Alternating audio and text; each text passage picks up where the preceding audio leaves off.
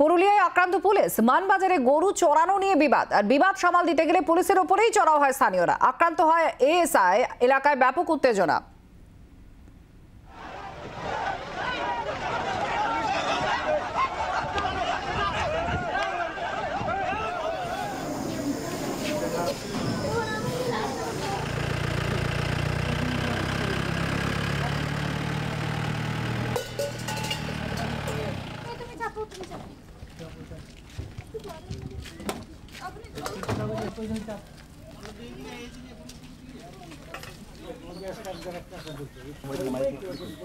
মনোরঞ্জন মিশ্র আমাদের প্রতিনিধি সঙ্গে আছেন। মনোরঞ্জন, কি হয়েছে যেখানে পুলিশের উপরে চড়াও হলেন স্থানীয়রা, আর পুলিশ কিছু পদক্ষেপ করেছে?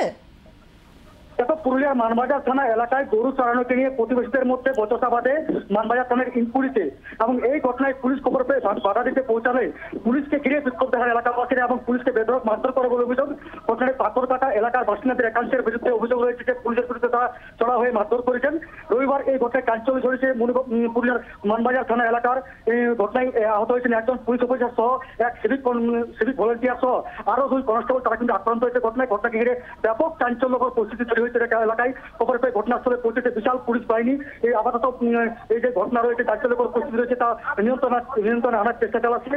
প্রথমত বলে রাখি, ওই এলাকায় এক মহিলা গরু চড়ানোর সময় চোর হোপার দিলে বচসা বাঁধে এবং ধস্তাধস্তি শুরু হয় প্রতিবেশীদের মধ্যে এবং এলাকাবাসীদের মধ্যে বচসা বাঁধে।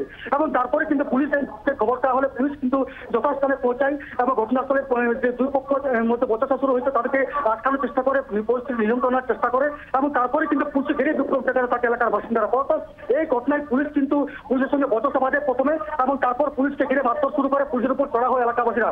ঘটনাকে ঘিরে ব্যাপক কিন্তু চাঞ্চল্য ছড়িয়ে পড়ে এলাকায়। খবর পেয়ে ঘটনাস্থলে আরো পুলিশ বাহিনী পৌঁছায়, পরিস্থিতি নিয়ন্ত্রণের চেষ্টা চালাচ্ছে এখনো পর্যন্ত। বাংলার আওয়াজ, বাঙালির আবেগ, জি 24 ঘন্টা।